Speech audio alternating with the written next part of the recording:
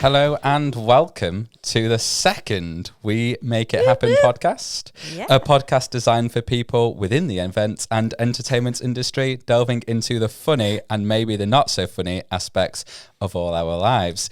Now, if you listen to the last one, you'll know that I messed that up the first time, but not this time. I've spent 2 weeks practicing. What? I didn't mess that up then. You did. You went events.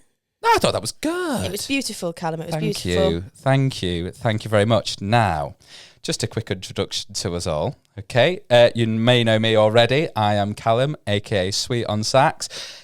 Over there, if you're watching, you'll see that I am pointing all the way over there. All the way. We in have Extended new studio. We have. Who are you? Chris Sticks drumming. Chris Sticks drumming. Chris Sticks drumming. And I want to do it. I want to introduce. Yes, go on. We have a very special guest here today. She is one of my very good friends. Very, very talented DJ. We met in Portugal for the first time working. And then we met in the Maldives for the second time working.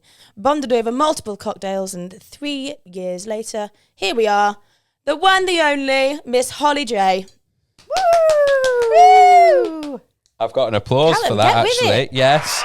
There we go. Hey, there we go. Lackluster, but we're here. I got the applause. You got the applause. You got it. That's you all got that it in the matters. end. That's all that Okay. matters.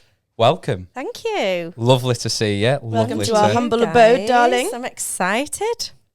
Good. I'm really excited. Yeah. Good. You should be. I think it's going to be a really good podcast. Yeah. We've got a lot to discuss. I know. I was worried. I was thinking, God, we're going to need about 3 hours with us three, but we're going to have to put it right down, aren't we? So tell us a bit about yourself. What do you do? Okay, so I am a DJ. Started DJing in, well, it was 12 years ago now. Started at a DJ school, did a 4-hour taster course, loved it, went on to the 12 weeks, and then after that got a bit cheeky in clubs and said, can I have a go? And the rest is history, really. I basically started off loving music. Oh, God, I've loved music. I've been a dancer from the age of 2. Oh. So I think that kind of pushed me into, experiencing different genres. And then when I was at school, I started going to an event at Mr. Smith's, which was a club in Warrington. Okay. And they did kids' club nights. And I was about 11, and I remember going to the first one, and it changed my life. I was like, wow, dance music is insane. Yeah. Especially with lasers and lights and things like that. And kind of fell in love with that clublandy kind of era. And then a couple of years later, at 19, went to Ibiza, saw Swedish House Mafia, which I think we'll get into Yeah, okay, we can talk about that later. On, But so done a bit of dance teaching, DJ teaching, but currently I am full-time DJ in the, I'd say, wedding corporate industry. I do the odd bar, club, things like that, but yeah, mainly weddings and corporate events. And shameless plug, you're also launching your new event, Hot House. Oh yeah, so I've basically created my own house event. Tell us about that. What does it do? So I just put an event on at either a club or a bar or a terrace or wherever, and it gives me the opportunity to DJ the music that I love, because not necessarily you can't necessarily do that at all the weddings, because you're playing a mixture of music to suit the crowd. Sweet Caroline. Yeah, exactly. Oh, yeah. So I love like the vocal house, piano house, anything that's kind of feel good with a cocktail that you can pretend you're on the beach with. And I feel like you can't do that at weddings, so I thought I'm going to create my own event called Hot House. And it's good as well because it gives me the opportunity to give my students that I teach DJing an opportunity for them. So I'll be like, oh, when you're ready, you've got something to work towards and you can have a go at DJing in front of a crowd. So it's nice because it's rewarding for me, because I get to DJ tunes that I love, which aren't wedding tunes. Don't get me wrong, I do like weddings. Yeah. But yeah, and then gives them the opportunity as well. So that's a little house event that I put on. It's like a little rite of passage for them, isn't it? It's like a graduation from Holly DJ School. Yeah, and it keeps me in the club world as well, because there's so many different types of DJs. Wedding DJs are one type, and then you've got the club and bar and that kind of industry. And if you're not in the loop with that consistently, you lose it. It's a bit like fashion. It changes so much. That's why I kind of think, keep myself in the industry. I feel like when I was 21, I was doing so much of that, like the bar stuff, and all my friends would be out, whereas now I'm 33. I'm like, oh, people are at home with the kids and all my mates aren't free. So it's nice because it fits me doing the weddings. Yeah. But then every so often I'm like, you know, I need a bit of a club vibe going on. I miss it massively. When I first started, because I first started doing it in revs and bars and clubs and stuff, I always said that I never wanted to be a wedding percussionist. I only ever wanted to do nightclubs because that was where the vibe was, and that's kind of how I got started, and that's how I got into it.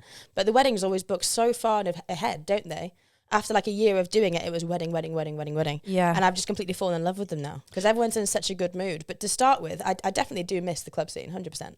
Definitely. There's good things and not so good things about both scenes, which I think is why it's nice to have kind of like a good variety of both. Definitely. And the money's better with weddings anyway. Oh my God, yeah. Oh, yeah. Honestly, if I did bar gigs consistently and no weddings, I wouldn't be able to afford my bloody mortgage. So Well, yeah. It's hard work, isn't it? And I think it suited me at that age, at 21. I was going out, my mates were going out, and I was like, come and join me at here and here. And they'd be like, yeah. Whereas the older you get, obviously you settle down, you can have kids, and people might get married and think, oh, my priorities have changed. And mine kind of fit nicely after COVID when all the weddings started coming up. I jumped on that bandwagon and it was perfect timing because now, instead of being home at 4 a.m. after a club gig, I'm home at 1 a.m., which suits me better because it helps me to spend more time with family. Not as tired. I mean, it's still late, but it's more realistic for my life right now. Yeah. I mean, I love the weddings because you can make someone's life special. You do. Yeah. That day special. You do manage to get in at a decent time. And then when someone messages you on Instagram or email and they go, oh, I've got an event coming up. I'm like, oh, okay, what's the event? And in my head, I'm going, oh, I really hope it's a wedding. Because as soon as they go wedding, I'm like, and there's more commission for me. Definitely. Yeah. Also, congratulations on your special day. Yeah. Oh, yeah, I forgot about that one. Cha-ching, cha-ching, double tick. The word wedding, though, God, you can add a significant amount on. There's a great video on the internet that went a bit viral. I don't know if you've seen it, but it's basically where a man and his partner who are engaged walk into a flower shop, and the lady, the florist, is that what they're called? Yeah, florist. She says, oh, okay, here's some lovely flowers here. What's the event for? And the couple go, oh, it's for our wedding. And she goes, oh, your wedding. Oh, well, then you'll want these flowers here. And the man is like, but those are the same flowers. What's the difference? And she's like, well, these are wedding flowers. They're much more special. And all of a sudden the price has gone up because they're wedding flowers. And then the florist makes the man feel really low about himself by saying, this well, sounds so awful. if you're not really willing to afford the wedding flowers, is he the right person for you? Oh my God. They do manipulate. Wow. No, I'm just going to piggyback on that comment and basically say I don't think that you hear wedding and you go, cha-ching, more commission, let's charge them a bloody... Well, speak for yourself I'm then. nodding. I don't think that. I don't think, oh, bloody hell, cha-ching, winner, double the price. I think that actually a lot of us do put a hell of a lot of time, graft and effort into what we wear, into how we play, into our practice, into all of our stuff. And actually we're getting paid what we're worth at a wedding because you can afford to charge what you're worth. When you're playing at nightclubs and all that kind of stuff, anyone will do it. So that's why you end up doing the £100 bookings or £200 bookings when actually you should be getting more because you put a hell of a lot of time into it. And you're just going to the market. It's definitely an art. Yeah, people take you're advantage just going to of. the market where people can afford to pay that, which makes me happier.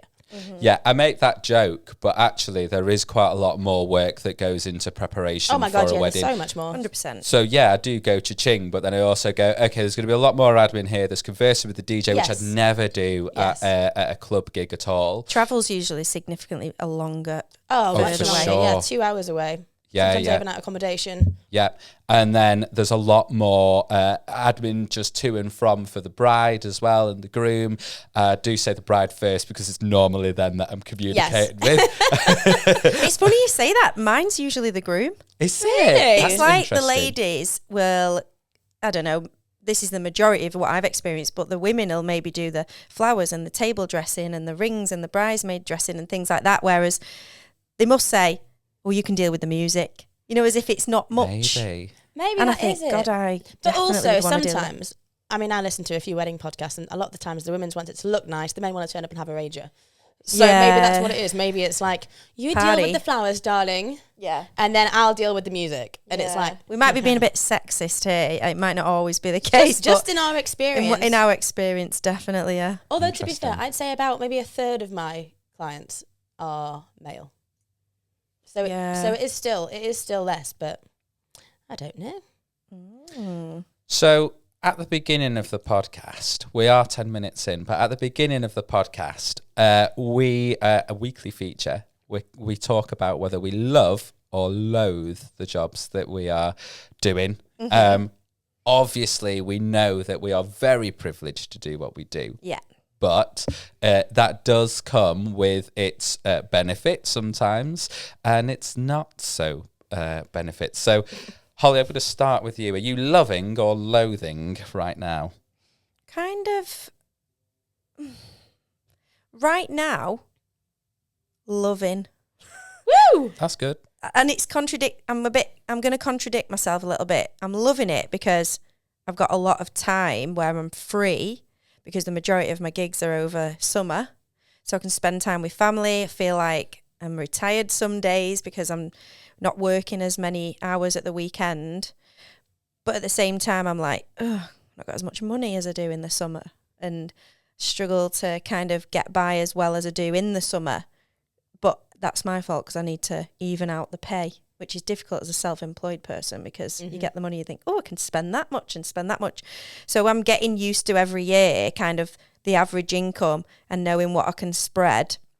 Kind of both, really. Don't know. Feel like love and loathe are pretty strong words. I love my job. Absolutely love my job. But there is moments where I think, oh my God, things like tiredness. That really does affect the family. So I'll go home and I'll say to Luke, my boyfriend, I'll say, I need at least 8 or 9 hours. And I know you will probably wake up with Kyan at maybe 7:30, who's my stepson, and I'll be like, I need at least till 9 o'clock, but it's really difficult because I'll hear them wake up. I'll kind of wake up with my eyes closed. Therefore, I'm not getting the full sleep. Therefore, I'm going to be grumpy, and then it affects the family. So the tiredness at the weekend is a killer. But then the free time in the week, so I can spend time with my dog, I can socialise with family and friends and go out for lunch. That's amazing. Like, not everyone gets that on a 9 to 5. So, yeah, bit of a mixture, really. Yeah. Would you say that's probably what it normally is, like, all the time, a bit of a mixture, positive and negative things about? Yeah, definitely. But the job in itself, I love. I think I could not sit at a desk 9 to 5. Been there, done that, can't do that again. But you're loving it right now. This week, everything's gone to plan. You're happy. Yes. Good. Love it this week, yeah. That is good. Yeah. I think it is very give and take, isn't it, when you get to the way that our job works, because you go from absolute carnage, operating at 100 miles an hour, not knowing whether you're coming, going, you're running late, you're getting there early, like God knows what's going on. And then all of a sudden now at this time of year, it just goes... Yeah. And there's nothing. I know. But I tell you what... Hard. Sorry, yeah, go on. No, so... go on. I'll tell you the reason why I love it this week is because I did a fantastic gig with Christy in London in a bloody 5-star hotel. We got put up for 2 nights. Beautiful 2.5 hour gig. From 4:30 till 7 in the afternoon. Yeah, and then Saturday did a gig with you. Fantastic. Yes. So I've actually gigged with both of you this week. So we make it happen sandwich. And again. Exactly. We made it happen. We did. We all made it happen this weekend. So for the listeners, bit of context, we did a corporate event with Christy in London, and then we did a birthday party in Manchester, didn't we? So it was really nice. And then today I've actually done a bit of I've done some speaking at a lecture at Sheffield Uni about how DJing can help with people with brain injuries, so in a rehabilitation sense. So feeling good. Put in a little applause there, Callum, please. Oh yeah, sorry, no problem. Here's the applause happening now. Is that what happened at the end of your lecture? Seamless. Everyone was like on their feet, like no. Oh my God! Confetti though the fact that you say that, smoke bombs. I teach a girl to DJ who's blind. She's That's registered amazing. blind, and she DJ'd at today's lecture, and the applaud made me feel emotional. Oh, it's gonna make me feel emotional. Insane. It was so loud, and I was took back by it, and I thought she deserves that.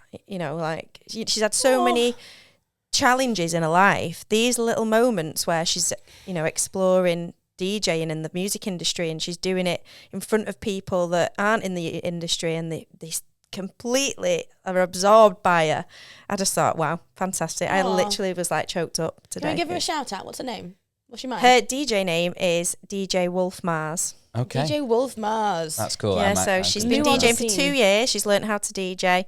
She is blind, and she's insane. That's awesome. So obviously that's going to be, I'm just trying to figure out how she does that. Is that all through feel or familiarity with where everything is? Mainly feel. We've had to wrap her decks that are black, white. We've wrapped them white, so it's easier for her to see. And then we've changed the dials into different colours. So she can she's probably got maybe 5-10% vision, where it's more if she's got a really, really close up looking.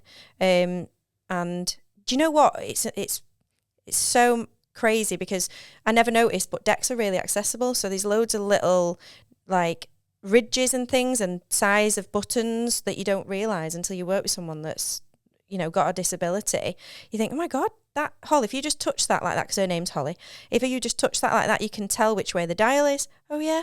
Oh, that button there feels different to that button. Oh yeah. So it's crazy. They actually do manufacture decks to be accessible. That's amazing. It is amazing. Aww. Never thought about it. Yeah, the only thing I do help her with is the time. So, because the time on the decks on the screen or record box, depending on what she uses, is so small, I help her out and say, "Oh, listen, you've got a minute left. Start counting your phrases." Okay. And then she does that. So, but everything else she knows how to do: the play, push up the channel, change your EQs, pull down, use effects, things like that. That's Really incredible. That is amazing. I'm wondering whether all the ridges and stuff are actually because DJs normally play in dark spaces. And that's why they have the screen on the top. Yeah. So Oh yeah, of course. yeah. And the lights and things like the lights and flashing. stuff. So you can't really tell, but you might be able to feel. But I wonder if they should bring out something which is accessible. She might be able to pay for the way, to be fair. Because I don't know how many blind DJs there are out there, but if she got picked up... Not many, but there is some, yeah. Yeah, but if she got picked up, or one of them got picked up, there might be a way to invent the way that you can see the time, or have like a countdown that's already set up in your desk. Well, I work for a company called BPM, and basically it's a rehabilitation thing for people with brain injuries, and it helps sustain kind of it gives confidence, personal development, things like that. And they've come up with kind of a version of Record Box, which is the software, for anyone that doesn't know, that DJs use for DJing, one of the softwares. And they've basically mimicked Record Box, but they've added extras so that we can see the development of people, so how well they're pressing play, whether it's on time, and it gives all the stats behind that so that we can see what needs to be developed. Oh, it's just amazing. I feel like, that's phenomenal. I mean, obviously we're a massive podcast and we're heard by thousands, loads of companies. Formidable. So Pioneer, they'll obviously be listening to this. Sponsorship. Yes. But I mean, if they're wondering who they should be getting in contact with in terms of developing their hardware, I think we know, don't we? DJ Holly and DJ Wolf represent. Yes. Yeah, that's incredible. That is incredible. Christy, we're going to move to you. Love or loathe? I was really going to swear then again. It's been absolutely goddamn horrific. It has been horrific. So for those who don't know, this is going to sound like a shameless plug. I quite often have videos go viral, and it's been happening more and more frequently. I'd say maybe like one every 10 days is like properly taken off now. But this one on Facebook, because that's normally on Instagram, this one on Facebook's gone mad. And it's the only time I've ever in my life had like 500 to 600 comments overnight, and all of them be negative. And it has been absolutely horrific. I woke up after doing this amazing gig with Holly. I had an espresso martini, fueled night with my parents, dancing around, celebrating how successful the gig was. And then the following morning, I woke up to a message from a follower saying, "Just in such a sad world, it makes me feel so sad to see all the comments on your video. You don't deserve this. I hope you're doing okay."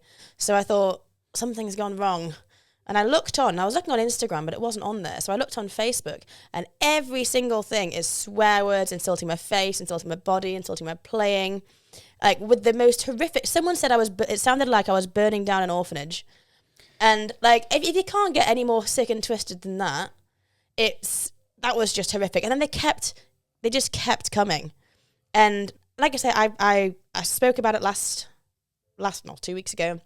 I start every morning doing the gardening and pulling out the weeds, and it might be like 1 bad comment to 5 good ones. So I don't mind blocking and deleting, and then thank you, block and delete, thank you. But I had like 500 on this one video, and then they all started spreading throughout everything. And so, there's this one cow, right, called Michelle. I saw that. Hello, and I Michelle. literally Hope that nearly you're went Michelle, for if you're a- listening, you can off, because You're going to be invited on the next podcast. there will not be a podcast. I will burn down the studio with her inside. It will sound. It won't be a burning orphanage, but it'll be We'll a edit that burning one out. studio with Michelle in it. Oh, honest to God, she was just so awful. And like, she'd go through all my videos and comment on them. And one of them was, "Your body looks like you're disabled. Your face makes it look like you're having a seizure. Are you actually taking the PISS?" And it's like that's like one of the nicest ones. I can't remember what the other ones were, but she was calling me the C word. She was saying these horrific things. And there's another woman called Penny, and goddamn Penny, they're all blocked now. They can't hear this, but if they are, and a lot of them are balding men, and oh God, they're all the same stereotype. They're all older balding men, or women with a massive filter on the face. What? And that, sorry, it angers me. I'm gonna interrupt your rant just for a moment, because I've been thinking about this since you've said it, because I've been thinking on the other side. I'm like, when I post out a video, it flops, But now I've started to realise actually it's probably not such a bad thing, because I think I would really struggle with that. But with what you're receiving, but I just don't understand, I think is what I'm struggling with. I don't understand why anyone would decide that they're going to go onto social media and comment about something, in a negative way. I just don't get it, where the person who's posted it, you can hurt. And I just think, when we look back at Caroline Flack, for example, and there was that whole message about be kind. Oh, yeah. How quickly that was forgotten. Literally, like years. Yeah, and there's that was a few years ago, but people forgot within moments, know. And people are too busy in their own world of doing nothing to find time to insult and cause drama and be problematic with other people. And I think it comes down to jealousy. They've not got anything going for them in their lives. And what they want to do is, I'm going to go and pick on someone else and try and put myself higher than them. Probably because I got bullied at school. And because I feel low, I'm going to make myself feel high by putting someone else down. And there's no and that repercussions. does not work. There's no repercussions because I can't punch them through a computer No, screen. there is repercussion, Christy. It's called karma, and it will come back to them one day. When Michelle gets hit by a car. We don't wish I've got so much danger to edit. upon anyone. I really didn't want to have to edit so much. Leave it in, it's more emotion. I haven't sworn, you've done well. I know, but I don't want the po-po knocking at your door. No, they You won't. I've got a lot to tell them. It's all in jest. Send them over. No, it is. Fuming. What you're saying about repercussions, though, is totally true. That you can say so much behind the computer, and there is nothing but a hide the comment or block the person. But at what point does Facebook, Instagram, TikTok, whatever social media platform it is, go, okay, this person is completely removed from social media. There's no way that they can It's like the even create another Just account. make another email account. Well, I think that it's like the too easy. responsibility's got to be put on us now as having, right, well, you've got to deal with that. You've got to get the thick skin and you've got to not, take it to heart. But that's really difficult when it's coming at you so much, because you told me about it and I didn't know to the extent of what it was until I saw your story the other day and I thought, wow, that is absolutely disgusting, Well, that's why I tried to put it all on, because I didn't want to be like, woe is me, people call me fat. I kind of wanted to be like, if This is the realism of what's this is happening. the realism of it, and it's not always that bad, but this is the worst that I've had it, and it's bad enough that I've had hundreds of people message me saying, God, that is horrific, like it needs to change. And that's the reason why I put it all on, and I put on all the nasty comments about people calling me fat and look like a man and all this stuff. And then videos of me crying on there, because it is just authentic and it's real and it's me. And it started a conversation. And that's why I kind of feel like it wasn't all for nothing. It took me 10 hours to block and delete all those people. And when I tried to report some of them to Facebook, and there's just nothing you can do because there's like hate mail. So you'll go on, hate mail, then you go into the next option. What is it?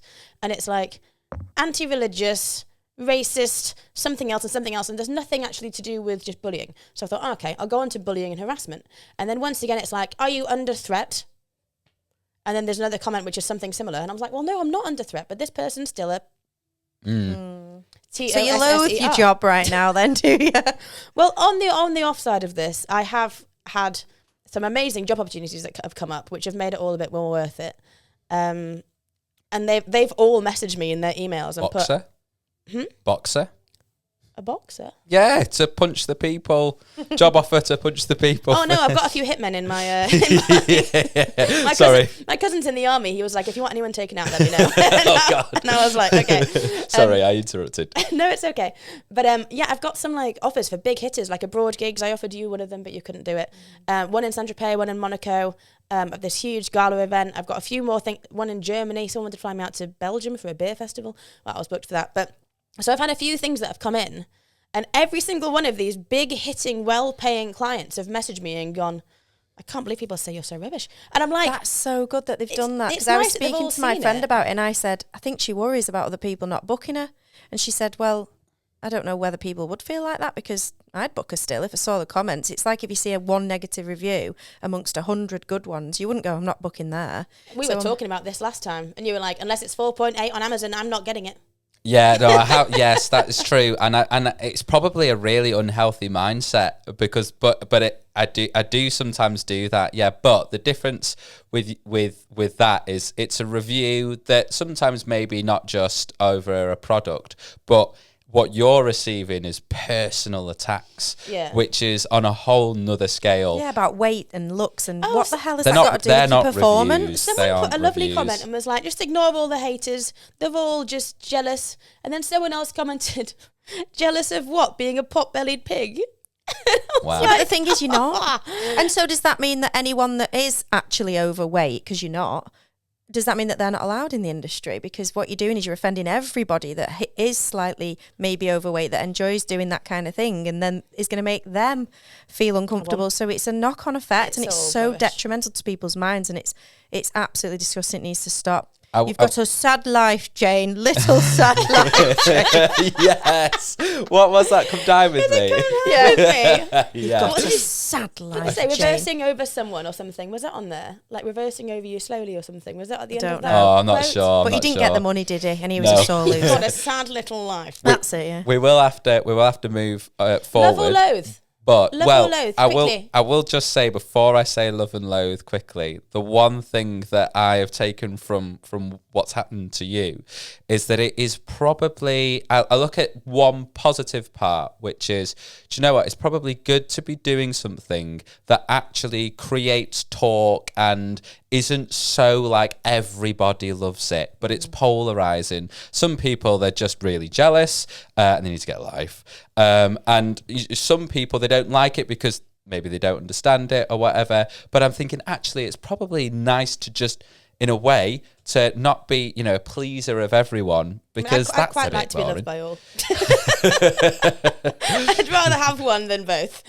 But yes, I do know what you mean. In terms of myself, love and loathe, I'm loving, woo, yeah, but my bank account is loathing. I'm loving because I've bought a lot of equipment, and I'm loathing for the exact same reason. I have, so if you listened to the last podcast, you would have heard that I bought a new mouthpiece for my saxophone. How is it? I'm coming on to that. And with that mouthpiece became a great expense of 400 quid. It was actually 480 quid. Yeah, if memory serves me correct. And it was just essentially to create a better tone. And I haven't used it in any of my gigs yet. Oh my God, Callum. Reason being is because I practiced with it and I love it. but I'm also very out of tune with it. Oh, wow. So I need to work on that, and that's going to take some time before I actually gig with it. But that's quite a love, because You didn't tell me that when I tried to inquire with you last night, that you were out of tone now. funny, out of tune. Out of tune, drummers talking, I apologise. So yeah, I'm quite excited by playing it and practicing with it to get it in tune. It's a challenge, isn't it? It is a challenge, but I have to sound horrific to kind of, at first, to kind of practice with it. Yeah. It's like violinists, though, and it's like until you get there. But also, because I live in a terrace house, and if you're not from the UK, which most of listeners are anyway, but if you're not from the UK, you won't know what a terrace house is. But it's basically where all the houses are joined together, and there's just a wall separating you from another house. And depending on how old your house is, the walls may be thick, or they may be really cardboard thin. And in our house, it's really thin. And any time I can't make any saxophone noise. I can actually hear my neighbour sneezing. I can hear my other neighbour's microwave. Right? Yeah. Oh my God. So because of that, I decided to purchase and this was just last week, what's called an MEO, and it's a MIDI saxophone. And it basically means that I can play my saxophone, but this saxophone... into my MIDI. laptop. Oh, yeah. Wow. And So it's like a silencer, really. Yeah, so I cannot make any noise whatsoever. And That's very it's cool. been... I don't understand how that changed works. my life. So it records straight into... Or goes into my headphones. Yeah, so I can connect my headphones to it, and then I just play, and then it makes no acoustic noise. It just goes straight into my How does it know when ears. you're blowing, though? Because it has a sensor. Good God, that's clever. It's Was so that clever. expensive? Oh my God. Yes. It was. And loads. It was 1,700. Oh my God, you can't complain if you're buying all of this stuff. Yeah, no, it was quite a lot. It was a lot, but it's been. So what happens now is, my child goes to bed, and then I sit in the living room and I play my saxophone. That's wild. That's worth every whilst penny then, he's really. asleep, That is which is incredible. like absolutely, yeah, it is mind blowing. You could be opening doors now to sax players that have just had babies that want to practice. Yeah, I thought you said you could be opening doors. So how heavy you're blowing into the saxophone? I was like, I won't be blowing the doors open.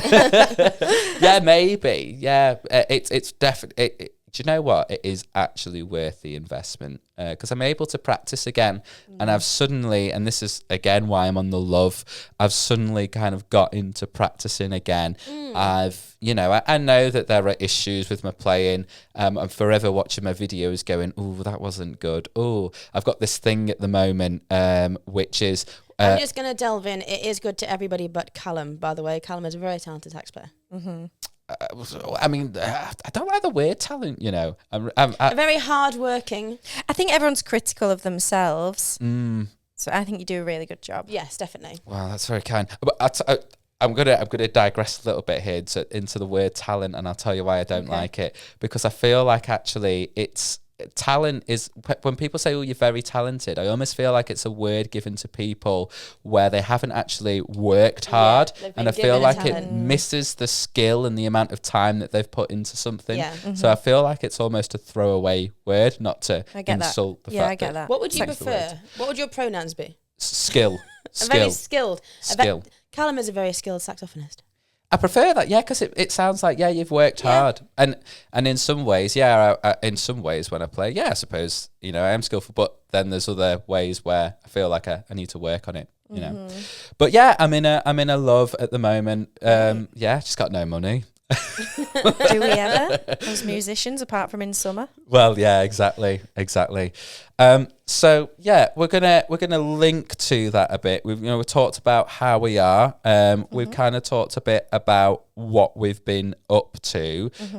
But Holly, I heard it's been a bit quiet recently. Yeah, it's been quiet. But do you know what? I'm gonna jump into this, and I know it can be an emotional subject. So just prefacing in case anybody has been through this, but it's worked out quite well recently because I actually got pregnant in November last year, And are we all right talking about this? Yes, absolutely. Talk about whatever you feel. So I got pregnant with. in November last year, and in the back of my mind, I thought, oh no, my baby is due in August, which is smack bang in the middle of summer season for DJs, sax players, drummers. And I was a bit worried, and I thought, oh, I'm going to have to tell all my clients, I'm going to have to lose gigs, how am I going to afford it? I'm self-employed, we don't really get much support with that. And then, unfortunately, I lost the baby, and I'm absolutely fine talking about it now. It was tough the first few weeks, but I've passed kind of a, what would you call it? A positive bridge, shall you say. And I feel all right now, and I'm happy to talk about it, and I think it's good to spread awareness because not enough people talk about miscarriage, 100%.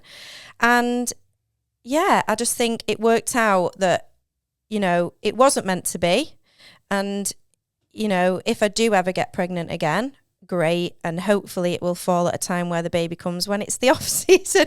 And I was saying to Callum before, that might sound really insensitive, but if I could choose when my baby came, if I do get pregnant, January, because I would have plenty of time to spend with the child before I decided to go back work. Whereas if it came smack bang in the middle of the season, it would be quite difficult trying to juggle money, trying to juggle seeing the child and things like that. And obviously things change, don't they?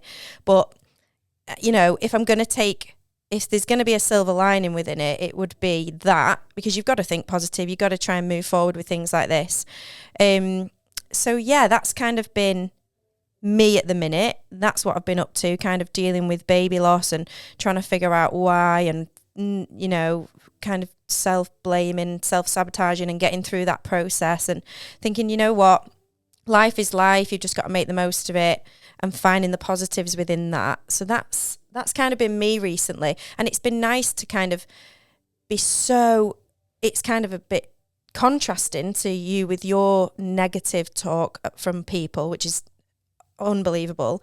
I got quite a warm welcome in when I nervously put on a post about what I'd went through with it being my third miscarriage. Don't know what's going on. The amount of love and support that I got was amazing.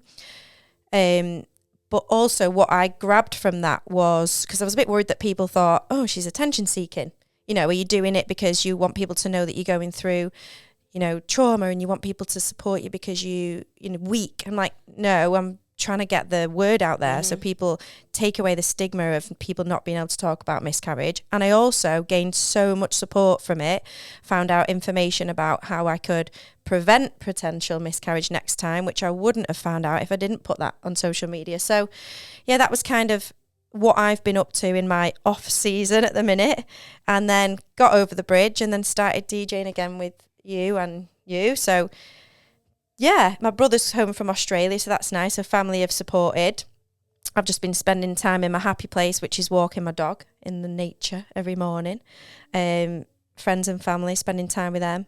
Trying to get my body ready for summer, which difficult because I love food. I'm trying and I'm failing massively. Right, my jogging is to the fridge. And away from it. And away from it.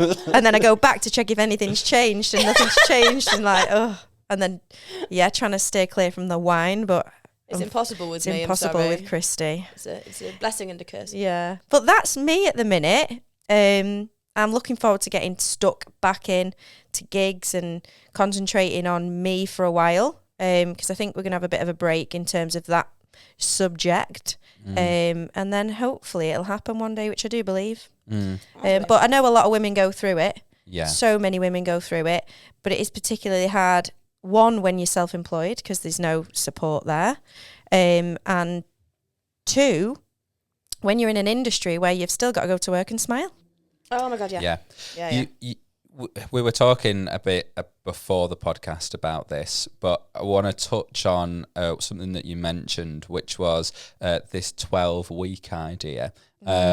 And this affects us in terms of when we're trying to organise the future in terms of booking gigs and events. When it comes to being pregnant, obviously you've got to think in the future, should I be taking that gig because of pregnancy? Those listening might think, why is he talking about this as a male? But that's from my partner's perspective as well, because we've had a child. But we were talking about the fact that there's this idea that you shouldn't really tell people at 12 weeks. But you said quite a lot about that idea. I don't know if you want to... Yeah. So what I mentioned was that I was happy to explain that I was pregnant or tell people I was pregnant before the 12-week mark, because I felt like there's this old-fashioned kind of, you can't tell people that you are pregnant until 12 weeks. And I feel like that came from years and years ago, where people didn't want to talk about it, people didn't want to deal with it. And there is a lot of baby loss before 12 weeks. You know, it's kind of like if your baby makes 12 weeks and you go past that, then you're pretty all right. So don't mention anything before the 12 weeks because no one really wants to talk about it. But I feel like nowadays vulnerability is welcome, emotions are welcome. You know, it's all about mental health being advocated for, and I think why not tell people, because you have more people support you if you do lose it. 100%. And that is exactly what happened to me. I told loads of people that I was pregnant because, one, I was dead excited, I'd been trying for 3 years. 2, I was like, nothing's going to go wrong, and if it does, it does. But then you have the support. You do have to tell people that there's loss. I'm not afraid of that. It's not my fault, it's not my body. It happens to 1 in 4 people, 1 in 4 pregnancies, sorry. So that's a lot of pregnancies that miscarry. So why is it this, you've got to hide it, don't tell anyone you've had a miscarriage? It's like, well, it's no. not shameful anymore, is it? It's not shameful, it's life. You know, we're all on this earth and we're all put on this earth to reproduce. Some people don't want to, some people do. I never wanted to, and now I do. And I'm really hopeful it happens. But I'm not scared of telling people if it loses, because that's life. So obviously you had the news that you had a miscarriage, and then you had to go back to then gigging and everyday life. So how did you get your brain adjusted and focused onto continuing with life? I had to dissociate.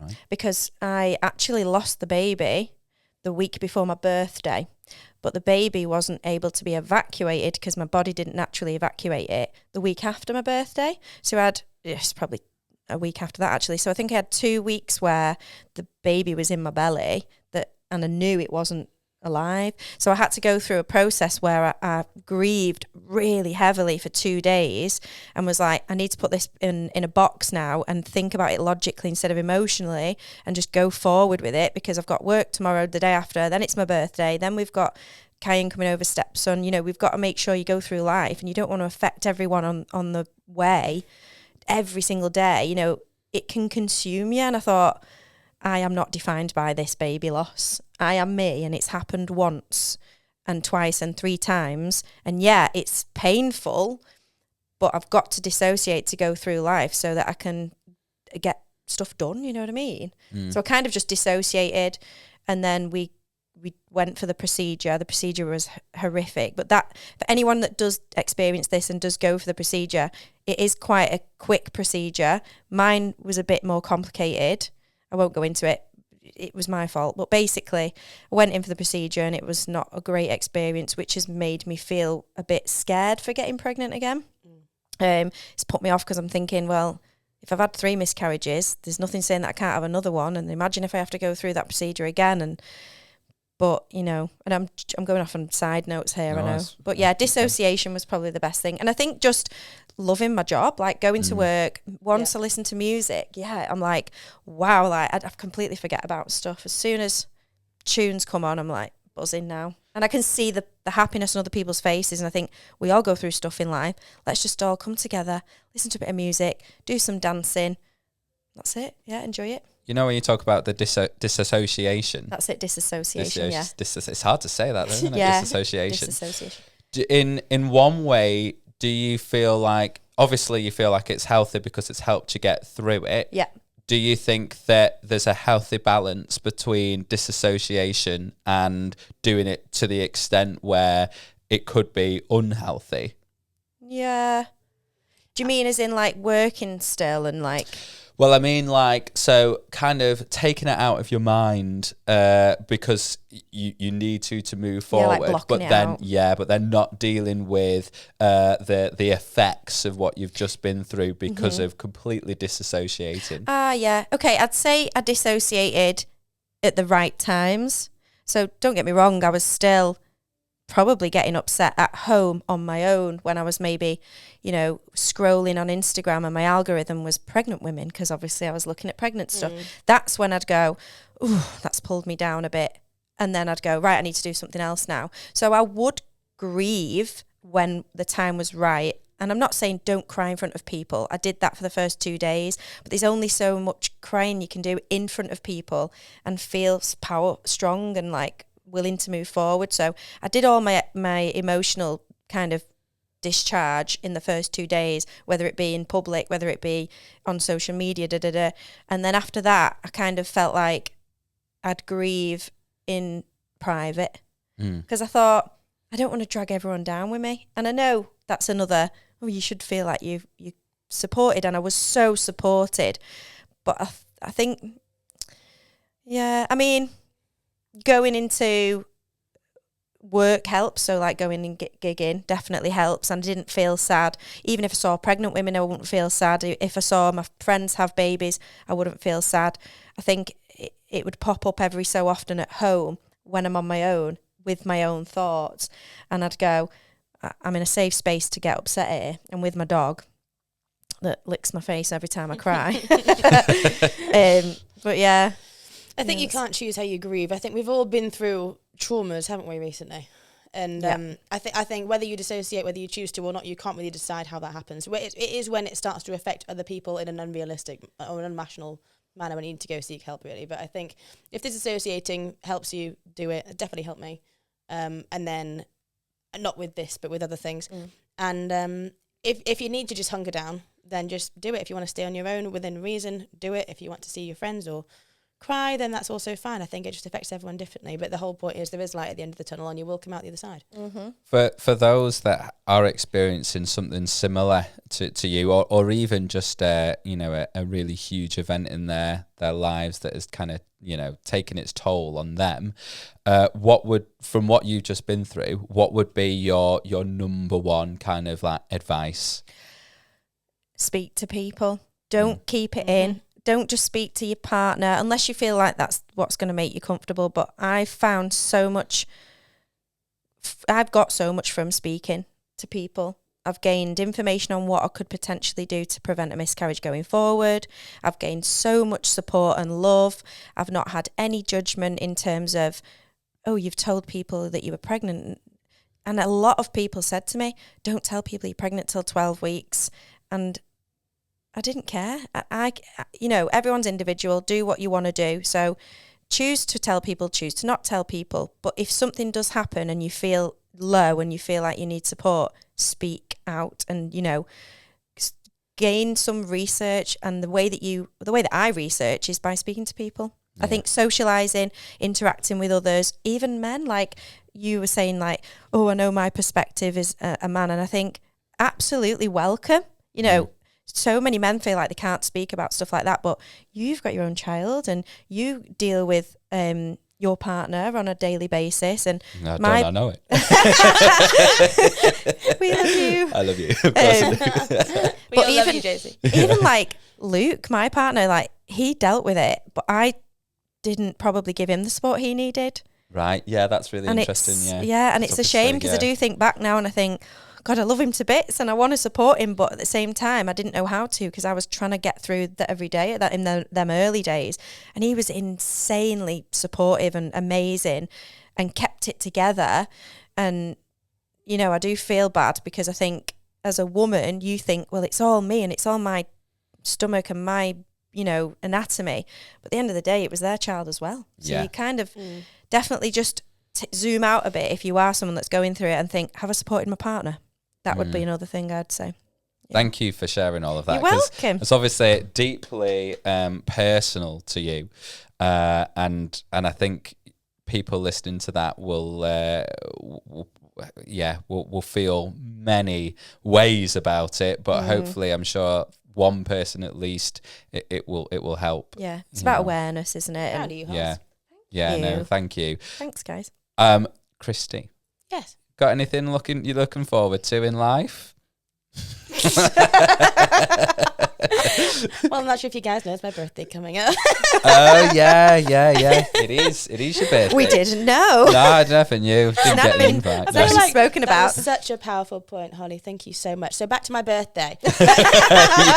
Yeah. Cheers, Ollie. My birthday.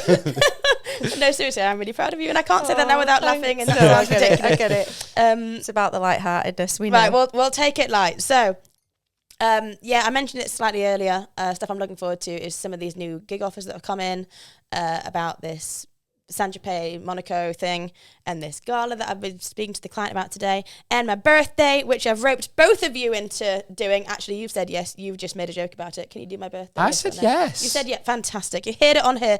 That better be recording. I think I said yes. That better be. You said it was. Witness. I'll charge you £10,000. Oh, yeah. Are you charging? I'm going to charge as well, No, he's actually. bloody not. £10,000, that's a discount. 10,000 too. If he's charging, you're not coming. Do you know how much this party's cost me so far? Charge you in love. Love and friendship and cuddles, that's fine. So, yeah, your birthday. You've got that looking forward to. I mean, Good. currently I've got no food, so I need to try and sort all that out, and it's in like 2 weeks. And You better get food, because that's what I look forward to. Where's the buffet? I sit the closest to the buffet. That's I tell your you. fee. Yeah. Your fee is the buffet station. As soon as I go in a room at a party, I'm like, where's the closest seat to that buffet? Well, we've got Callum playing saxophone. Holly's going to hop on and do a set. I've also got another DJ called Tom King, who's doing quite a lot of it. Shout out to him. You hustled everything for free. Oh, no, darling, it's not. It's cost me about $2,000 so far. Okay. So take that back. She's turned it into Cirque du That Soleil. costs more than the saxophone I just bought. I know. And I've not paid it all yet because I've paid everyone deposits. She likes a celebration. I do like. Well, you know what? Last year was a celebration, which it wasn't a big birthday. It was the 28th, but it was a big birthday after a very dark time, which I probably will go into at a later date, but not on this podcast. And Hey, yeah, we're 52 minutes in already. We've not even got into our Wow. topics. oh my god, it's going to be another long one, folks. Buckle in. So yeah, that was a big birthday, just as like a celebration of life and being alive and everything. And then I thought, actually, that was so good. I'm just going to do it again this year, but as in true Christy style, go bigger and better. So another loathe, my bank account. Yeah, your bank account as well. My bank account. I'll leave it there. What about you? No. No. What am I looking forward to? Well, just My birthday. gigging really. Oh yeah, your birthday. Yeah. Do you know what? That's just reminded me of something though. I know we're done with our love and loathe, but you know, last time I was talking about potentially going to France, and there was a. So if you listen to the last podcast, I was saying, I might be going to France, and there's an NDA. Yeah. It didn't happen. Oh. No. And I just felt like, I've got one of those. Hold on. You almost did it in pitch as well. So. Oh, I'm sorry. Yeah, well, it feels like another one of those things. It's like, oh, here we go. Here's another great gig that didn't quite happen. Yeah. And they went for another sax player. Oh. They're missing out. And what that makes you do is just go, why not me? You know, but it's one of those things. You know, I've talked before in the last podcast about how that makes you feel, and it increases that imposter syndrome that you have in you anyway. I mean, my gigs that I was talking about might not be coming up yet, so maybe next week I might get a what. Well, I tell you what, we should probably top them all up, and maybe after like 20 podcasts, we'll see who's got the most what was. It can become quite personal because you are your brand, aren't you? Yeah. So you do question, is it me? Is it the way I look? Is it, all them kind of things? And what I found out was I charged the cheapest out of anyone. And that made me think like, okay, well, clearly money wasn't their priority. But I wonder Do you know if who the it sax had... player was? No, I actually don't. But I wondered whether it had like... the fact that I was cheapest had the reverse effect. Sometimes it can, because would you go to the cheapest hotel? Well, that's true, You know even what I if mean? it is Would the you best. go to the cheapest hostel, or would you go the one that's £10 more that's a hotel? Do you know what I mean? Sometimes. This reminds me, though, of when my parents sold a house, my childhood house, actually, in Manchester, and they weren't getting anyone interested, really, for ages, and their estate agent said, put the price up, and it sold in less than a week. It's more appetising, I'd say. What's the word? Is More that value. They're getting better value, but they think because it's in this different price that It's a more exclusive higher quality? product. But you are high quality, so maybe you should charge more. well, I'm charging Christy 10,000. You broke the bank. Yeah, you broke the bank. Okay. Yeah, I mean, looking forward to just kind of practicing and getting deeper into the saxophone. Really enjoying that at the You're going to moment. sort your out of tuneness out before my birthday? No, I'm going to make sure I'm at my worst. So obviously we've got a DJ on the podcast, which we feel very blessed. DJs may be listening and they may want to know, how did you get inspired? How did you start? Who and what inspired you? Tell us the story. Okay.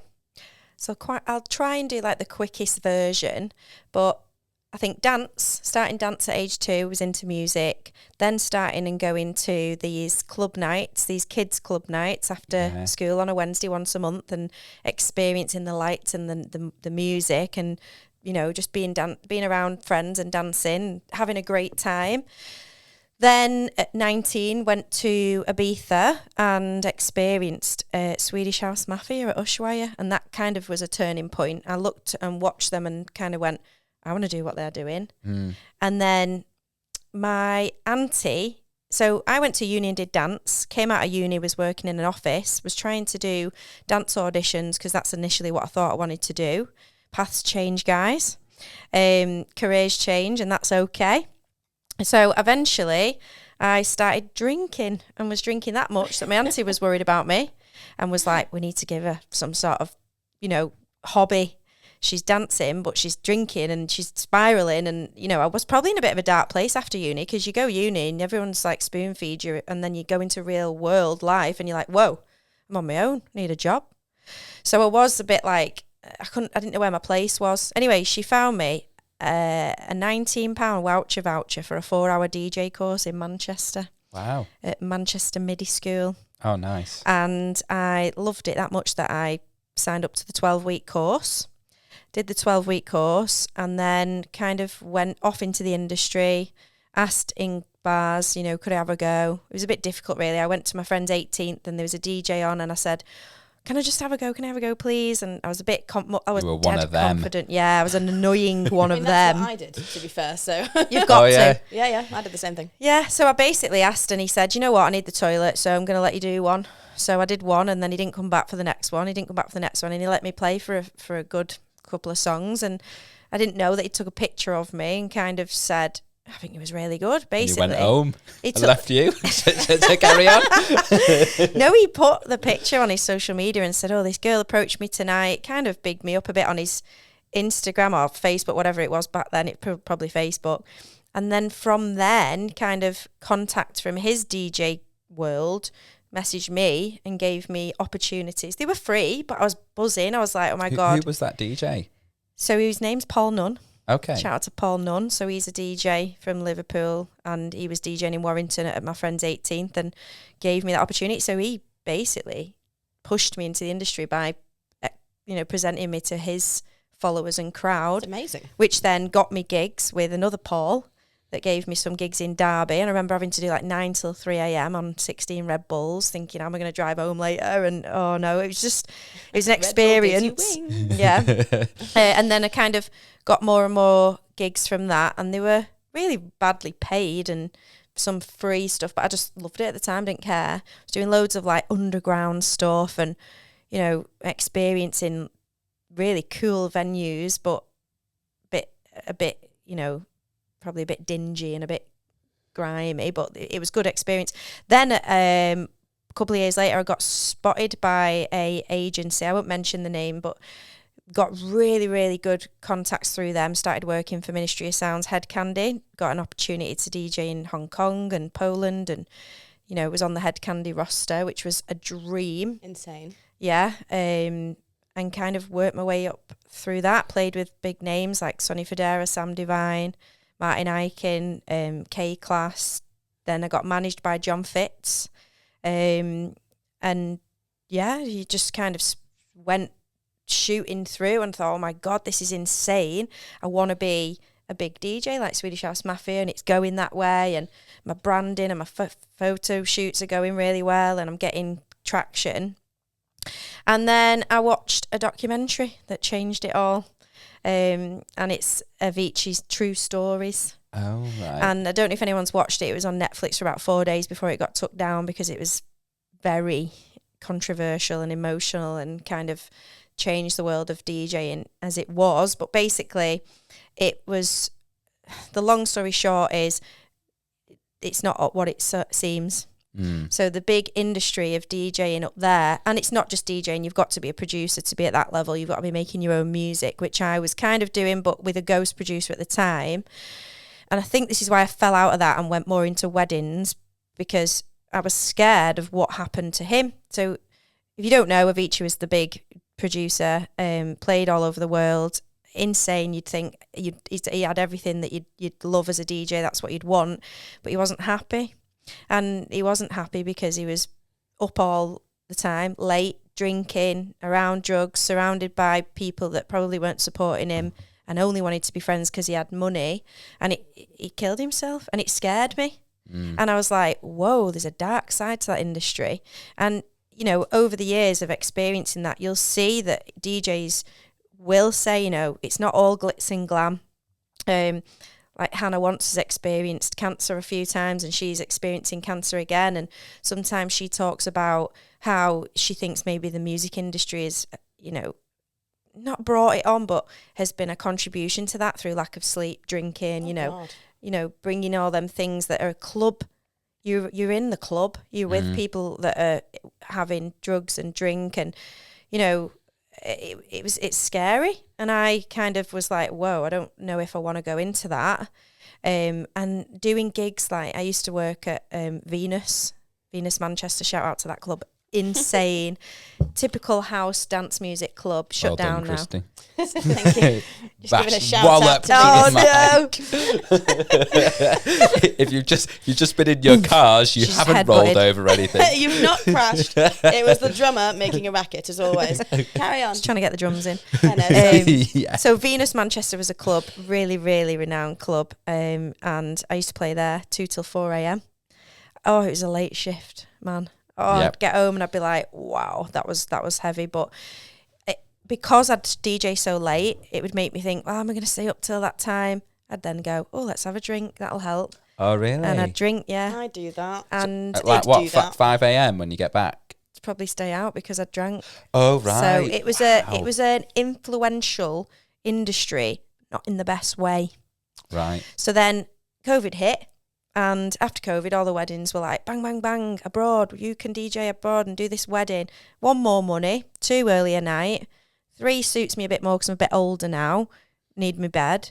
So that's how I got into the wedding industry.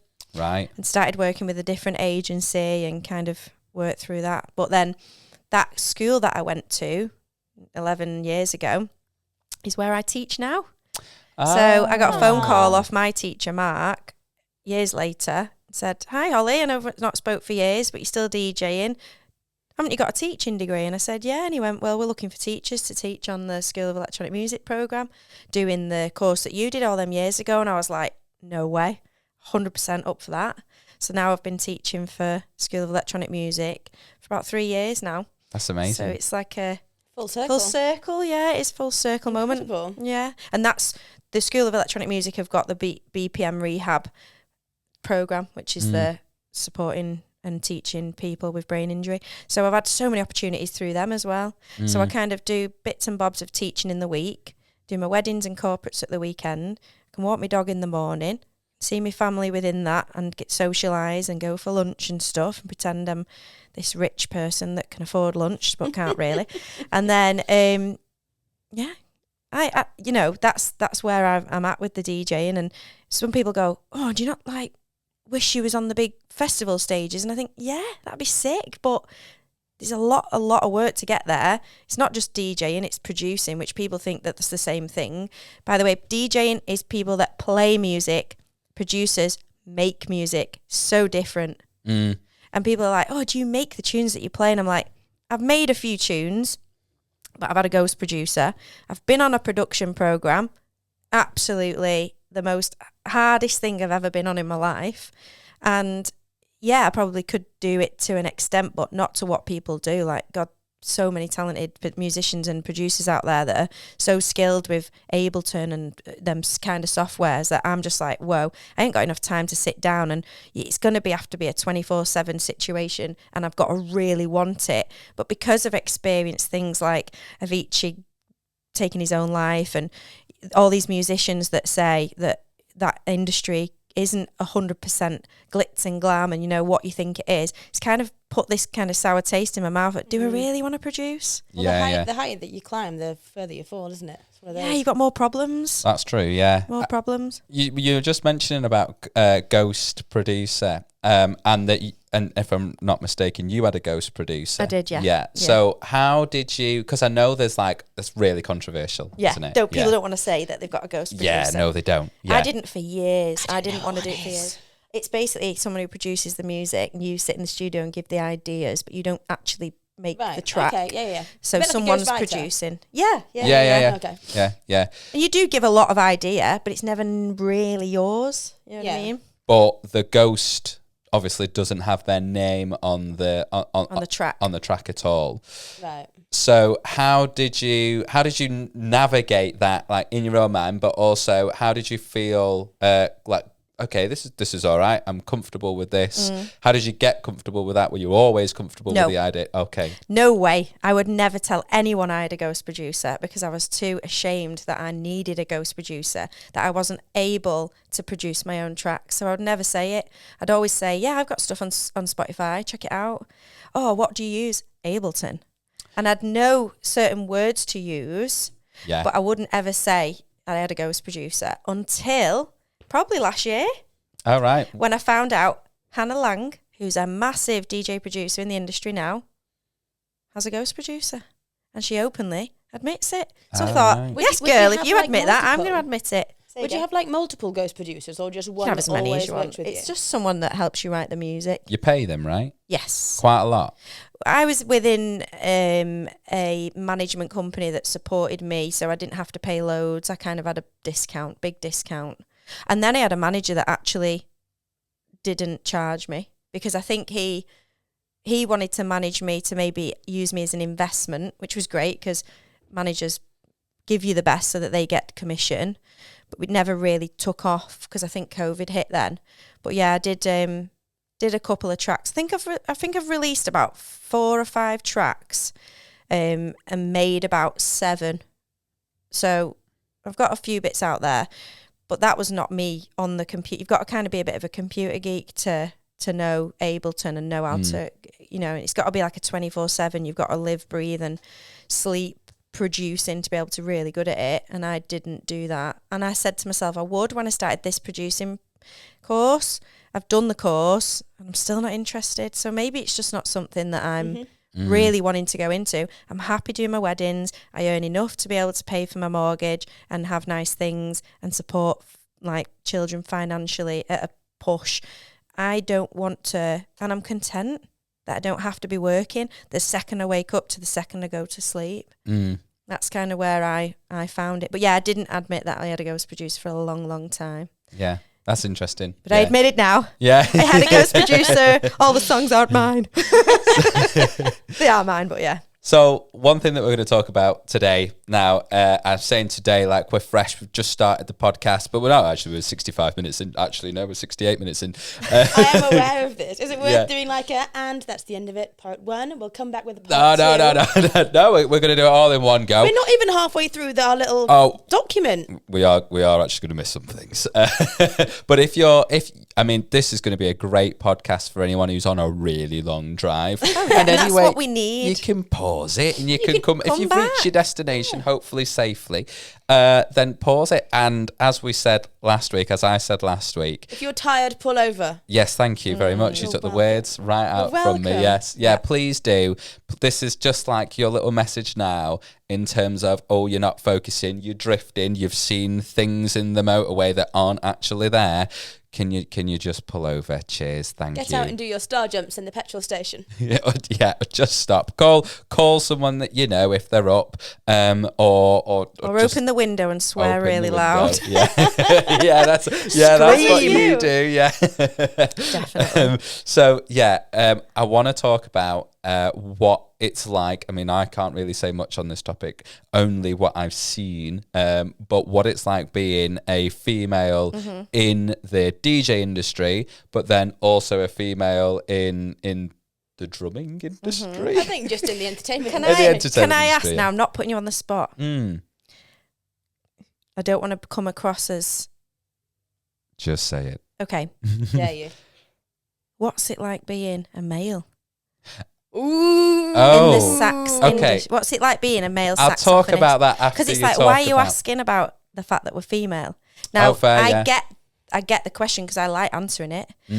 But for kind of moving forward in life, it's like, do we have to ask why female? How is it being a female in the industry? Yeah, yeah. Do females ask men that? They probably don't, do they? No, but unfortunately, No. I think we don't have to as much. What do you mean? Because I don't know how to word this. Everyone has their own trials and tribulations, don't they? But I do feel, maybe saying this as a woman, that sometimes we get judged a bit more or treated differently. So that's your experience of it then? Yeah, and I'm not saying that like women have it worse than men. But for example, if there's a physical threat, or if there's a choice of maybe a bigger lady or a smaller lady, or the sex appeal and stuff like that, I think sex appeal is a big thing when it comes to women. And I'm like, you might want to go for the girl that's a dress size smaller as opposed to the guy who's a shirt size less.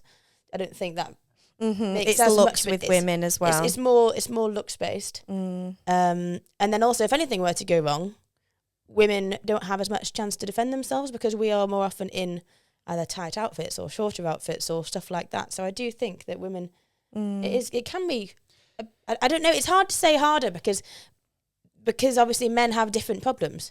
I feel like, I'm glad you asked the question. I'm going to But tell the you reason why it's I asked asked is- it. yeah, go for it, go. Yeah. So the reason because I'm glad that you highlighted like why are you asking that, because it's a very loaded question, and where that comes from is not only what I've witnessed but also the understanding of how, especially what we do, how male dominated it is anyway. Totally. And also just from obviously gigging with both of you, seeing the reaction from people or the way that they treat you, sometimes positively, sometimes negatively, makes me think, I don't get that reaction, and sometimes that reaction might be, oh, I can see that man over there is spoken to her differently than they have me. Why have they done that? I get ya. Spoken to you potentially with less respect.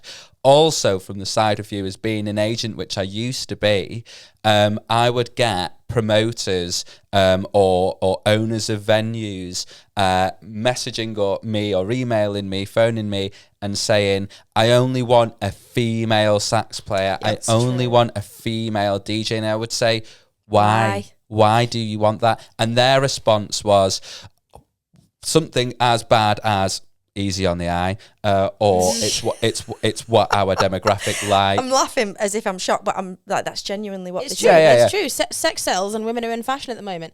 And that's, no, but it's the case, and that's why when you said you didn't get the NDA gig, I was like, oh, do you know who it is? Oh, I don't think it went to a woman because I think that there was 3 men that were actually put Right. for it. Yeah, but yeah, no, I have seen. So I've kind of seen this in terms of, I've from an agent's point of view, I've had a roster of incredible musicians, and this has happened once where I've actually had a female sax player who was just starting out. They weren't ready for the big gigs yet. That was their words, not mine. Yeah. And when I kind of suggested the roster of musicians to the client, they were like, well, I want the female sax player. And I was like, okay, but I've just told you about the fact that they are fresh. I didn't hide anything. They are new to this. But they didn't care. It was more They were like, look. I don't, yeah. And that is exactly what they said. Well, I've said that I want the female sax player. So it's not about the music then. Exactly. Yeah. It's about the look. So that's why I asked that Okay. question in terms of, that's great. what have you gone And through, I'm not positive judging and you negative? on why you've asked that question. I've kind of just wondered why, because Yeah, it is interesting, isn't it? And I do think it's good to ask, because the 2024 DJ census, that is international kind of questionnaire that goes out, came back, and in the professional DJ industry, the percentage of women that were in the DJ industry in 2024 was 4%. Oh, wow. 4% of females are in the DJ industry, professional DJ industry. That's ridiculous. Mm-hmm.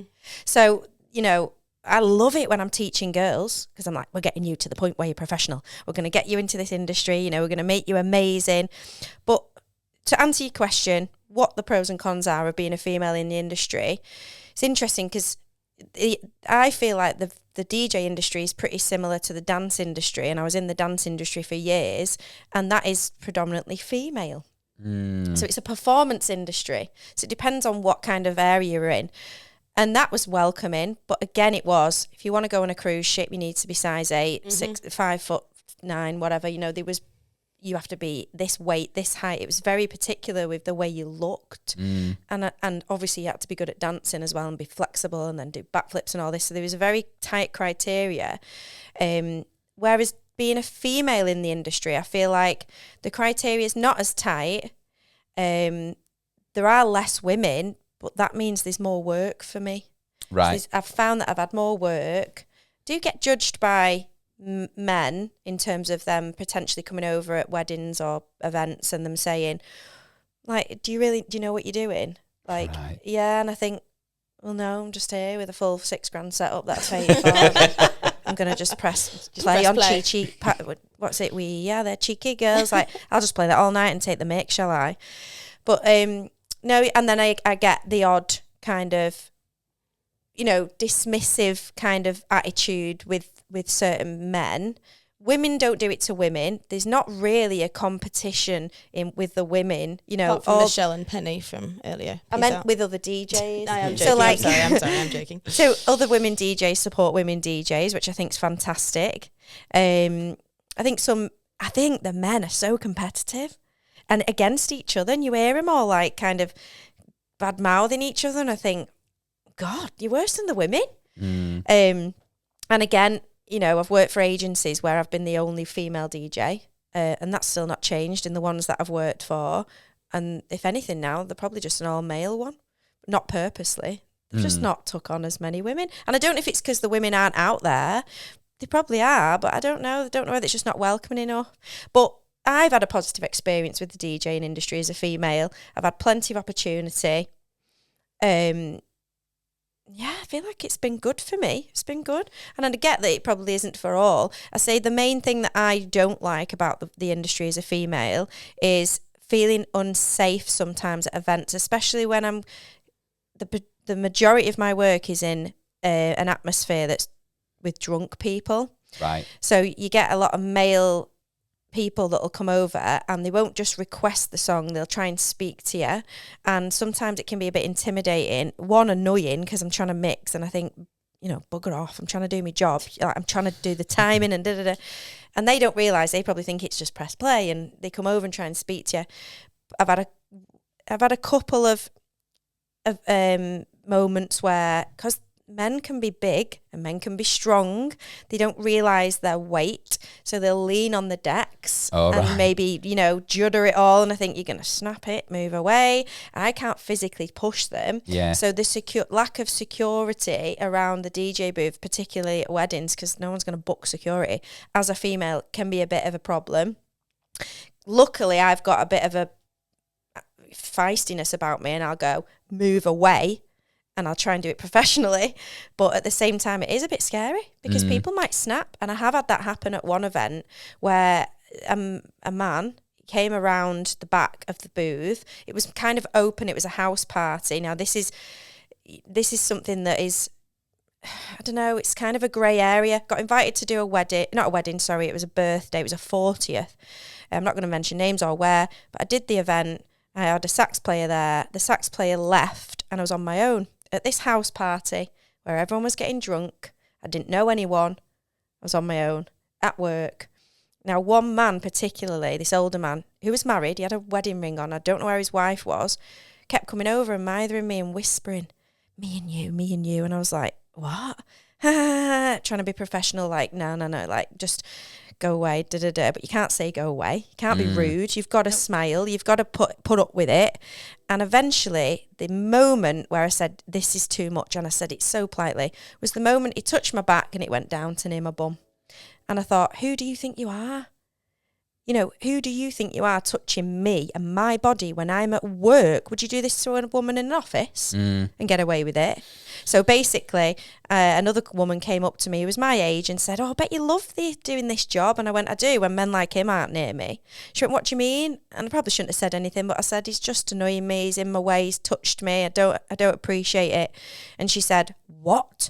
Right. So she walked off, she come back with her boyfriend and all his mates, and they stood around the booth to protect me. Oh, wow. And then someone must have confronted him on it, and he came running in and was like shouting at me, saying, you're rubbish, but more provocatively swearing, and such, the birthday boy, doesn't want you here. He did, but he'd obviously seen his bum and was like, I'm going to try and annoy her now and get her out of this party. I was on the verge of leaving. I was on the verge of leaving that party, packing up and going because of this one man that was ruining it all because he was drunk and thought it was appropriate to, be too much, basically. Well, he sexually assaulted you at work. Sexually assaulted, yeah. So, and I hate using that because I think, was that too strong? But he did. No, he did. Yeah, he did. Completely. You don't touch your hand on my buttocks. It might be a nice juicy one sometimes.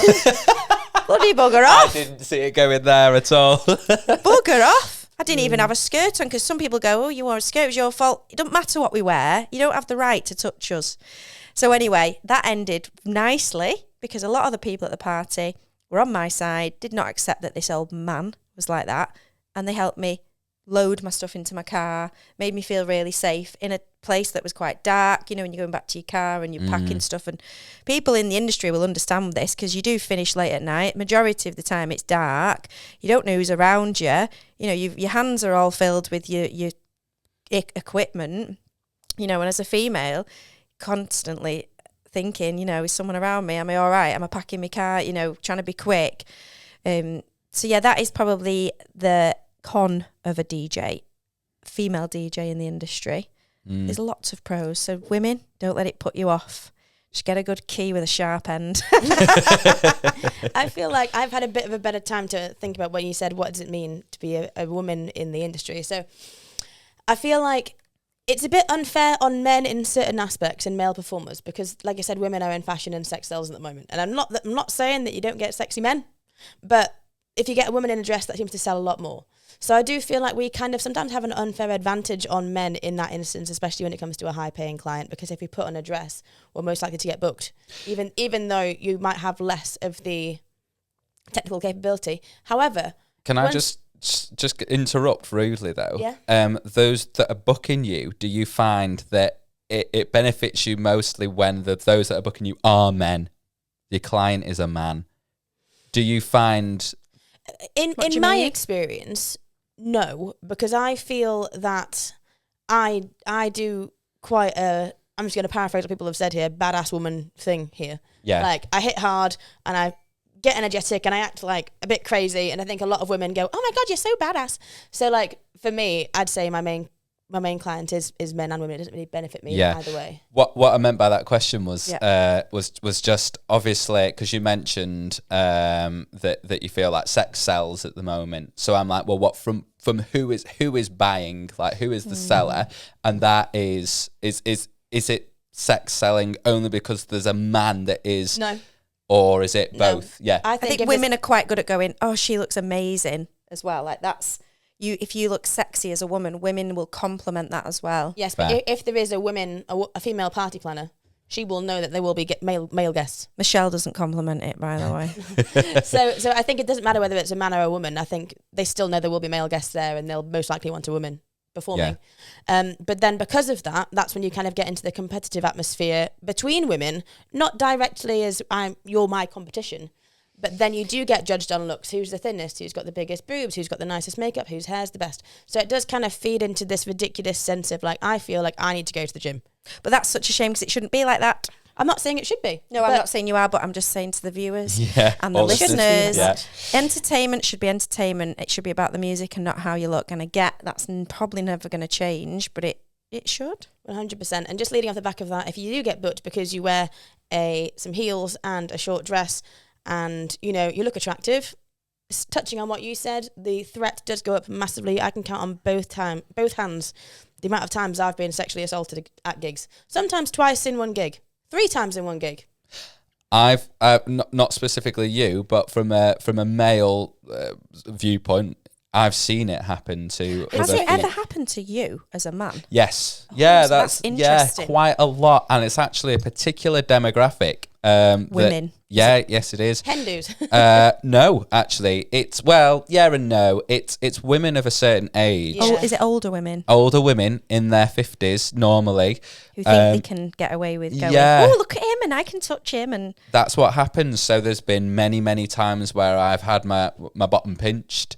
See, that's just as bad as a man doing it to a woman. Yeah, it is. Yeah. So the women out there need to understand that that's not appropriate. Yeah, and I do think when that happens, you know, if the role was reversed, you'd be losing yourself. 100%. And rightly so. Yeah. And I think, you know, it just because you've had some drink doesn't mean that all of a sudden you are allowed to touch someone inappropriately. 100%, I completely agree. It is just as bad whether it's male or female who is the victim in the assault, because no one ever stands up to be like that. Like you say, you wouldn't go to Tesco's and grope the cashier. Like, that just does not work. Imagine. It would be a worldwide news article. Yeah, literally. But there is a guy who I know he does all the AV and stuff. He's a person I was talking about maybe getting on last time.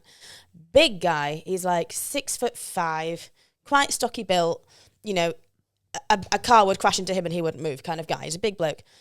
And we were talking about this, and he said there was a woman who was always trying to grope his crotch at this gig, and he kept like brushing her off and being like, oh, for God's sake, go. Apparently she was smashed. And after like the 5th or 6th time, he was like, just get her out of here because it's crazy. And she yelled back, drunk, I don't know if I can say the words BJ. Profanities. Oh, right, yeah. She's like, I only wanted to give you oral sex. Yeah. And he was like, for God's sake, get my God, she was doing my head in. But the difference is, if that happened to, like, because that happened to Hamish, obviously it should never have happened, but you could laugh it off because he is built like a brick house. Yeah. And chances of him actually becoming under threat or in danger are minimal from this woman who is drunk. But mentally, mentally, it's also scarring. But he just laughed it off because I said, "Why did you laugh it off?" And he was like, "Nothing was ever going to happen." Mm-hmm. I'm going to tell you a story now. I'm going to move it on relatively quickly because we're almost verging on 90 minutes here. But this story is changed my just changed me really, and it was something that I witnessed, which made it worse. So I was doing a gig, and in that gig it was for a gig who knew the DJ. The client knew the DJ.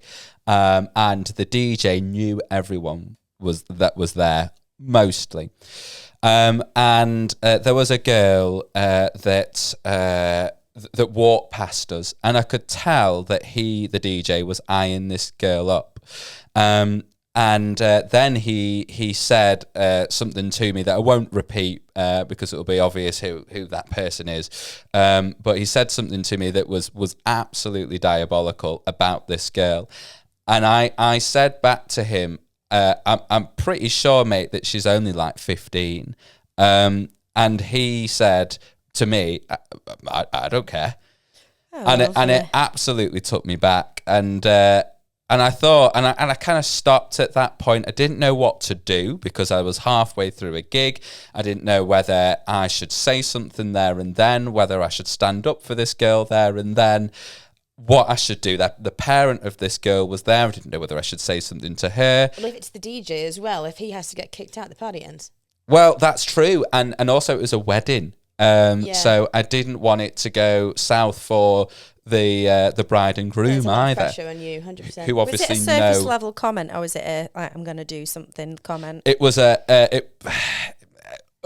bit of both, really, but it was like almost it was far too inappropriate. So I decided I had to mull this over, and it took an overnight to mull this over, and maybe it shouldn't have. Maybe it should have been something that would have been more proactive. But I phoned the venue, and I said, "Look, I know you know who this person is, but just so you can build a profile of this person, I'm just going to tell you something that happened." I think you did the right thing. I said, "You do whatever you want to do with that information, but that is what I'm telling you at this point." You've definitely done the right thing, because you don't know how many times he's said that. Exactly. And he's done that too with whatever he did say. Exactly. But I just thought how vile from, that is a male working in the industry who's decided to be vile to someone who is clearly underage. And when that thought of being underage has been put to them, has gone, I don't care. Oh, yeah. I'm just going to say one quick thing as well. I was working in a bar, and I was being harassed by this one guy, so I'd mentioned it to my agent who was DJing, and he was like, "Oh, it's fine." I mentioned it to someone else, a bouncer, and they were like, "Oh, it's just showbiz. It's just the industry, isn't it?" Sexual assault is just showbiz. It was like whispering in my ear, so like, tongue in ear, like, "Do you do private bookings?" All this kind of rubbish. So anyway, I went to go get changed out of my outfit, because it was the end of the night. Came back in my trackies, not my trackies, but like leggings and top to go get my bags.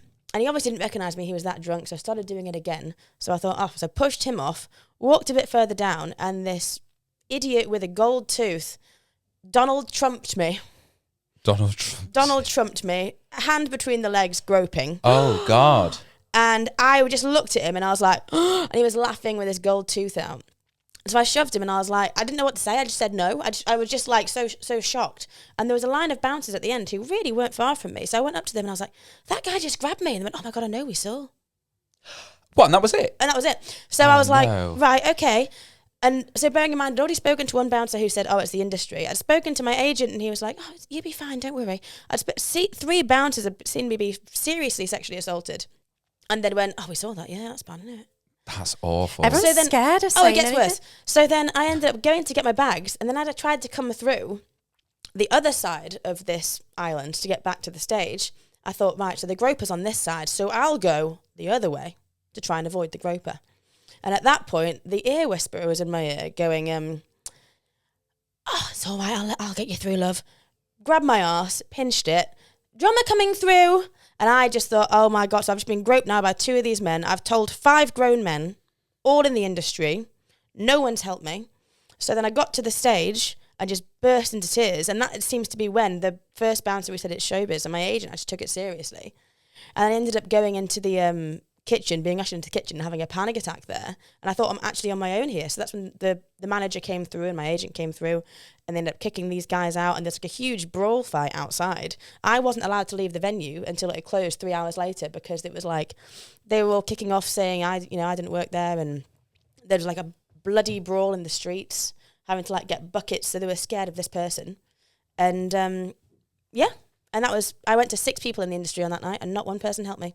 Really? Through 1 warning and 2 sexual assaults in the space of 10 minutes. The things that we have to deal with in the entertainment industry, it's absolutely diabolical. I know. And yeah, this is where we all need to have a free security guard with us. Very true. UK funding. I've got Callum doing the little wrap it up sign. So really quickly, funny gig story, and then we'll close it. That actually, sorry, I've just come back. You will now, if you're watching, you will only see one side because my one camera has gone storage full. So we've. Thinking it might do that because it was so long. Yeah, I thought we had I thought I had way more memory, but it clearly not. We're still rolling on some cameras though.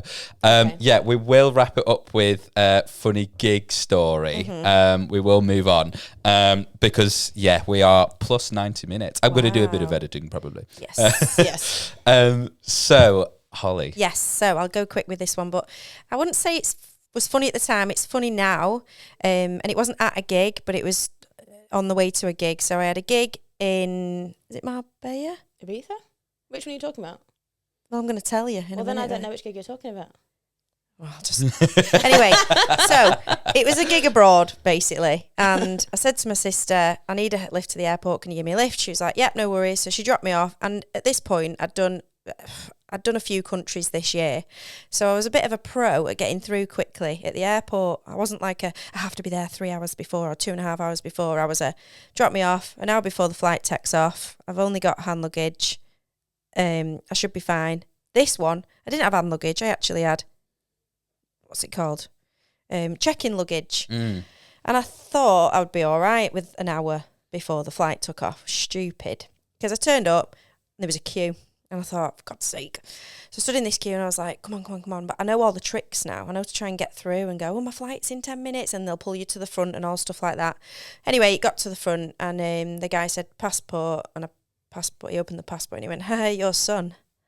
And I went, what? And he went, this is your son. Oh, no, you bought the wrong passport. I bought the wrong passport. Oh, no. And I went, whoa, my God, like my heart dropped through my... Yes. And I was like, whoa. I rang my sister, was like, Nikki, you're going to have to go to my mum's and get the key from my mum's to go to my house and open the door and go upstairs and find my passport. And then please, can you come back to the airport and drop it off? My flight's in like 30 minutes. I need you to leg it. Oh God, so she was like, yes, tell me where it is. Blah, blah, blah. Like, army mode, dropped my passport off and someone had to assist me through the airport, legging it through. No way. And I just made the flight. But that was a twitchy bum moment. That. But you did it and you're here. We did it and I can laugh about it now and I'll never do that again. I'll make sure triple, double, thousand You got the check. flight then?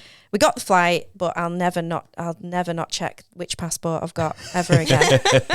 So if you were watching, you would have seen me just try and squirm off my seat and then give up because I thought, you know what, if we're carrying on, maybe I'll try and see whether I can free up some space on my iPad. And then I just thought, how long is that going to take? That's a ridiculous thought. So I've stayed seated. Intrusive thought, yeah. Intrusive thought. So, interesting story. We have got some stories from some people. I have a bone to pick with you, right? Oh, what have I done now? No, because every time we're like, right, we've got a funny story, and you go, interesting. I mean, it was funny, but it's not ha-ha funny. I'm like, I laugh at your stories. You should laugh at ours. Wait, hold on a minute. You went, oh, that's interesting. I don't think that it was that funny, though. I think it was... It's more shocking. It was an unlucky story. Last week. I'm bitter. You've got to laugh at Christy, guys. Come on, she wants the attention. So, I'm only joking. I'm only joking. I put this message out on the old Instagram to people. I said, can you just let me know your funny gig stories? And I got 2 hilarious ones in particular to say. Don't laugh at these because Christy will be fuming. Be deadpan when you read it. Oh, yeah, right, okay. Straight face. Right, so this comes from a DJ called Josh Gilmore.